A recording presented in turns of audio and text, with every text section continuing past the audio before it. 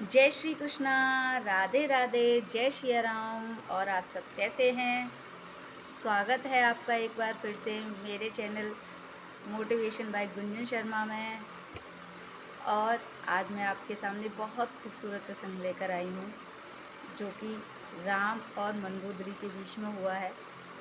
मुझे तो वो बहुत अच्छा लगा, तो मैं आपके सामने भी उसे शेयर करना चाहती हूँ। अगर वो आपको अच्छा लगे, वीडियो को अंत तक देखना। अगर वो आपको अच्छा लगे तो शेयर करना, लाइक करना और सब्सक्राइब करना मत भूलना। तो बढ़ते हैं हम अपने प्रसंग की ओर कि पंचकन्याओं में पूज्य जिसके पास इतनी सुंदर मंदोदरी जैसी रानी है, लेकिन फिर भी वो जंगल में घूमती हुई एक वलकल पहने हुए स्त्री को जिस हरण करके अपने पास ले आया रावण। उसने अपनी पत्नी का भी कहा नहीं माना। तो जिस वक्त वो युद्ध भूमि में जाते हैं और रावण का शव पड़ा हुआ होता है वहाँ पर, तो वो विलाप करती हुई वहाँ सबसे पूछती हैं कि मुझे बताओ कि इसको मारने वाला कहाँ है। तो जब वो वहाँ पर बानर खड़े होते हैं, तो वो पूछते हैं, वो सब खड़े होते हैं, तो वो उनसे पूछती है कि आप मुझे बताओ कि जिसने रावण को मारा है वो कहाँ है। तो राम जी बैठे हुए थे दूर एक पत्थर पर, बहुत शोक में। वो बस इसी बात का मतलब शोक कर रहे थे कि इतना युद्ध में रक्तपात हो गया, इतने लोग मारे गए, कितने घर उजड़ गए, कितनी माँओं के बच्चे चले गए, कितनी जो स्त्रियाँ हैं वो इस युद्ध में विधवा हो गई, बहुत घर उजड़ गए। बस इसी शोकाकुल में वो एक शांत पत्थर पर बैठे हुए थे। तो वहाँ पर किसी एक ने कहा कि माता मंदोदरी आई हुई हैं। फिर जहाँ पर उनके कमांडोज यानी बानर लगे हुए थे, वो सब हट गए। और उनको हटने के बाद मंदोदरी जब राम के सामने पहुँची, तो बस राम को यही लगा कि किसी की छाया है। तो उन्होंने अपनी पीठ को घुमा लिया, यानी उनको लगा जैसे, फिर उनको लगा कि हाँ कोई स्त्री है। तो उन्होंने उनसे पूछा कि हे माता, इस शोकाकुल रणभूमि में आप कौन हैं? कृपया अपना परिचय दीजिए। तो उन्होंने कहा कि मैं उस रावण की पत्नी हूँ जो विश्व विजेता था। मैं उस रावण की पत्नी हूँ जो आपके मानधाताओं को स्वर्ग से चुनौती देता रहा। मैं उस रावण की पत्नी हूँ जो आपकी अपनी इतनी सुंदर स्त्री होते हुए भी आपकी सीता का हरण कर लाया।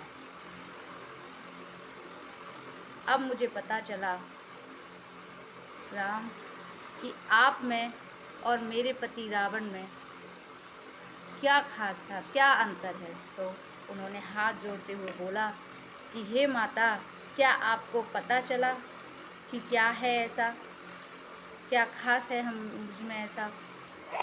तो उन्होंने बोला हाँ, एक वो था जिसके पास इतनी सुंदर पत्नी होते हुए भी, इतना सोने की लंका होते भी, सुंदर पत्नी होते हुए भी उसने कभी स्त्री की कोई, यानी मेरी अपनी पत्नी की कोई इज्जत नहीं रखी।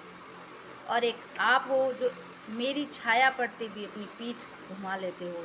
ये अंतर है आप में और मेरे पति में। अब मुझे समझ आया कि धर्म और अधर्म की लड़ाई में सिर्फ अधर्म हारता है और धर्म की हमेशा विजय होती है। लेकिन रावण के जैसा शत्रु भी नहीं हो सकता कोई। ये उस वक्त का प्रसंग है जब रावण को बुलाया था श्री राम ने। बुलाया इसलिए था कि उनको शिव, जो उन्होंने शिवलिंग स्थापित की थी उसकी पूजा करानी थी, और उनको किसी महान ज्ञानी पंडित चाहिए था और जो शिव का भक्त हो।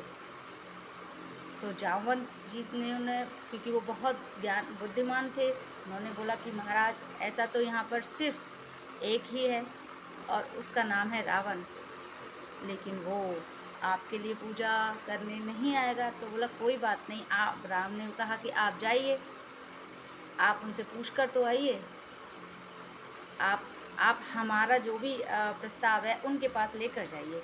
तो जामवंत जी गए कि मेरे 2 यजमान हैं, हे रावण श्रेष्ठ, आपको उनकी पूजा करनी है। तो रावण समझ गया कहीं आपके वो जो 2 यजमान हैं वो कहीं राम और लक्ष्मण तो नहीं। तो उन्होंने कहा हाँ, वही आपसे जो शिवलिंग बनाया है उसकी पूजा करवाना चाहते हैं, ताकि वो समुद्र पार करके लंका पर आक्रमण कर सकें। मैंने कहा ना, रावण के जैसा भी कोई शत्रु नहीं होगा। एक ऐसा शत्रु जिसको पता था कि मेरी ही लंका पर आक्रमण करने आएंगे और मेरा ही अंत करेंगे, उसके बावजूद भी उसने प्रस्ताव स्वीकार कर लिया और वो जामवंत जी के साथ आ गया और उसने राम जी की पूजा को संपन्न किया। जब पूजा संपन्न हो गई तो उसने उससे आशीर्वाद मांगा, श्री राम जी और लक्ष्मण ने, तो उसने आशीर्वाद भी दे दिया। और आशीर्वाद भी ऐसा नहीं, आशीर्वाद दिया विजय भव का, क्योंकि वो महाज्ञानी, महापंडित, महाभक्त था शिव का। सब कुछ जानते हुए भी उसने विजय भव का आशीर्वाद श्री राम को दिया और श्री राम ने उसे स्वीकार कर लिया।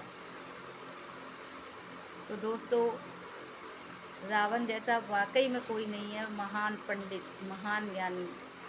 और शत्रुता सीखो तो राम से,